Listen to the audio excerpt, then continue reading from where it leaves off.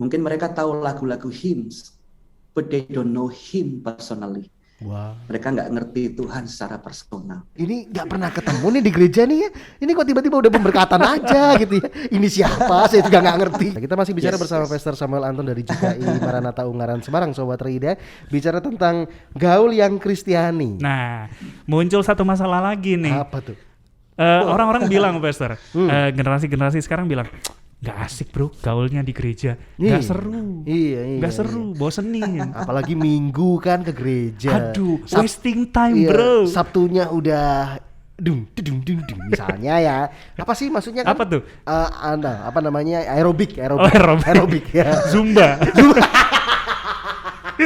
Zumba. Jadi pokoknya Sabtunya udah malam mingguan gitu kan ya, udah sampai malam mungkin. Iya. Minggunya harus ke gereja pagi lagi gitu kan ya. Apalagi kalau gerejanya, kalau biasanya anak muda kan Sabtu ya. Iya. Ngapain kerja Sabtu? Saya datang aja kan hari apa gitu kan. Kalau Sabtu kan waktunya teman-teman gitu kan ya. Gimana pandangan Pastor Samuel kalau misalnya fenomena generasi Z yang nggak berminat, udah nggak berminat lagi sama gereja? Menarik sekali ya, karena apalagi ini zaman tantangannya lebih berat karena online sudah ada gitu kan. Kalau dulu kebanyakan offline, sekarang mungkin mereka punya alasan, aku udah join kok online gitu ya. Bener. Ya, tapi saya mau katakan untuk para pejuang generasi, para pelayan generasi ya, kita harus mengerti bahwa Gen Z ini beda dengan generasi-generasi terdahulu. Iya.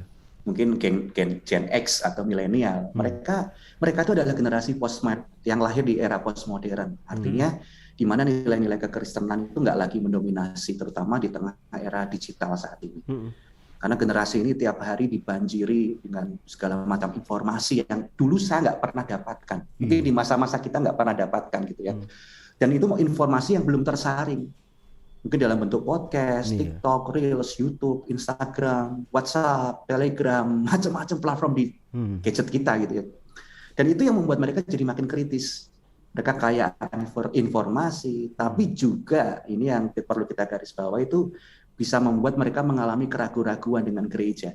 Karena mungkin mereka nggak membaca sumber yang benar atau sumber yang imbang.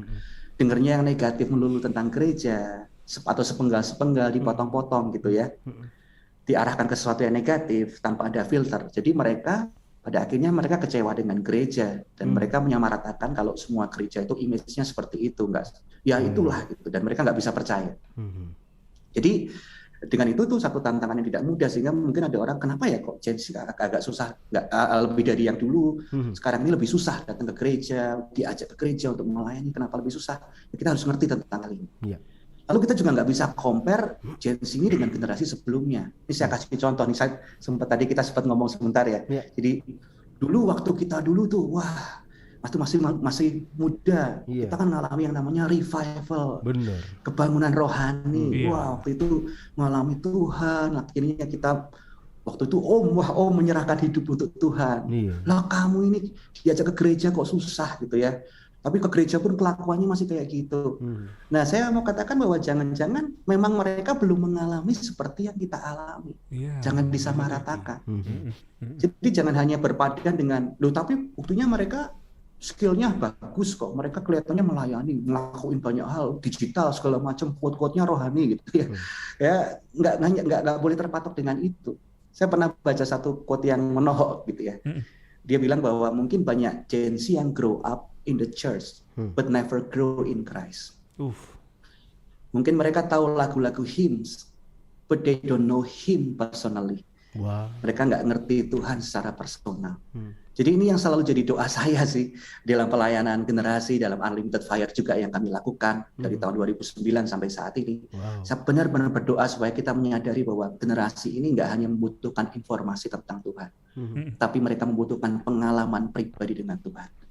Bukan hanya kita mengajak mereka menyanyi tentang Tuhan, tetapi kita harus benar-benar berdoa supaya mereka mengalami hadirat Tuhan. Karena perjumpaan dengan Yesus, dengan anugerahnya, dengan Injil secara pribadi, itu yang mengubahkan generasi ini, itu yang mengubahkan hidup mereka, itu yang mengubahkan sejarah hidup mereka. Jadi daripada kita terus protes, kita komplain dengan kenapa Gen Z seperti ini, kita coba memahami mereka dan menyadari bahwa Gen Z ini butuh Tuhan. Gen Z ini butuh Yesus. Yes. Dan gimana caranya? Ini waktunya bersama-sama kita bekerja sama. Yes, Wow. yes. Tapi mungkinkah, Pastor, menemukan komunitas di luar gereja, komunitas yang benar? Mungkinkah, Pastor? Yes, mungkin. Maksudnya di luar gereja itu komunitas Kristen gitu ya, komunitas Kristen, tapi mungkin oikumene atau gimana gitu ya, pokoknya modelnya seperti itu. Kalau saya sih prinsipnya gini, yang penting yang namanya nangkep ikan itu kan bukan ikannya dibersihkan dulu kan, tapi ikannya dijaring terlebih dahulu. Yang terpenting kan seperti itu.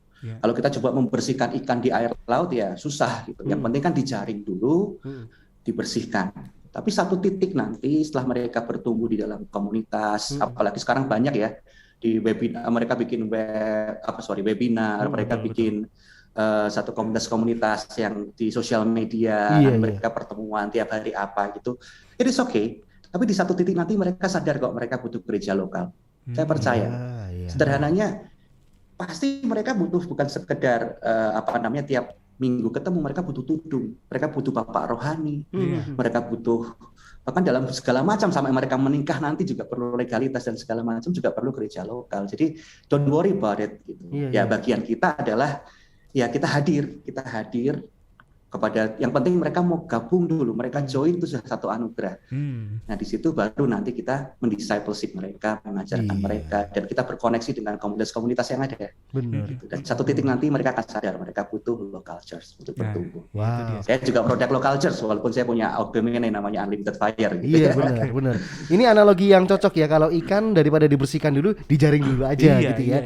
Sama seperti rekan-rekan muda gitu ya, generasi muda itu, karena kan juga ada kecenderungan tidak mau loh Pastor, tidak mau gabung dalam komunitas yang waduh ini gereja ini membeda-bedakan, membanding-bandingkan. Maunya tuh yang ya pokoknya ini gereja, ini komunitas yang mau gereja mana aja join. Nah, itu mereka lebih fun di situ loh.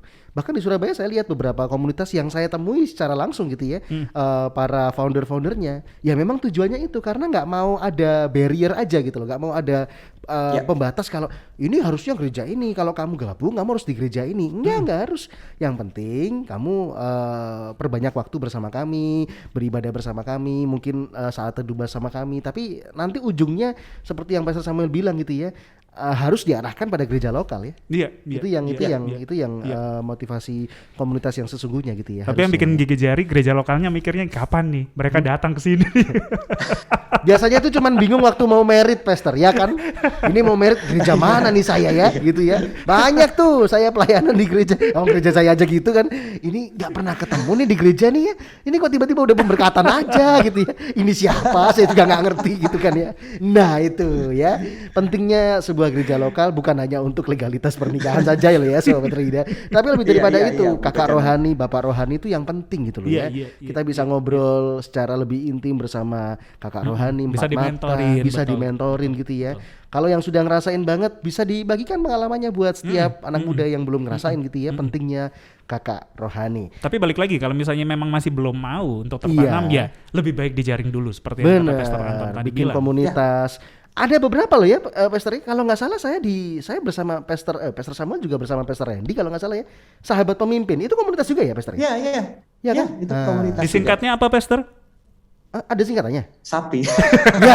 ya bukan sapi dong. Sahabat pemimpin bener tuh. Iya tapi ya jangan sapi dong.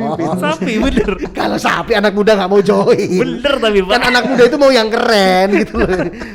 Join sapi bersama kami. Enggak gitu juga kali Pak. Lucu. Keren tapi keren. Lucu sih, tapi kurang keren Pak. Mohon maaf. Sapi lagi, aduh. Itu salah satunya ya kan sahabat pemimpin. Itu juga ngadain acara juga kan Zoom ya? Atau seperti FA gitu ya? Tiap bulan juga.